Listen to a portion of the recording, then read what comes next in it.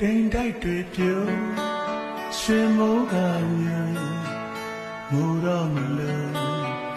မာလီပြေမိုးစလေးတွေဖွဲဖွဲကြတယ်လာဝါစို့ဒီကလေးတစ်ချောင်းသူဆောင်ခဲ့ဘူးတယ်လာဝါစို့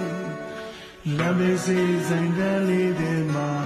မိုးဝင်ခိုးတို့နေရောက်ရဲ့မေးပြောင်းလို့မရဘူး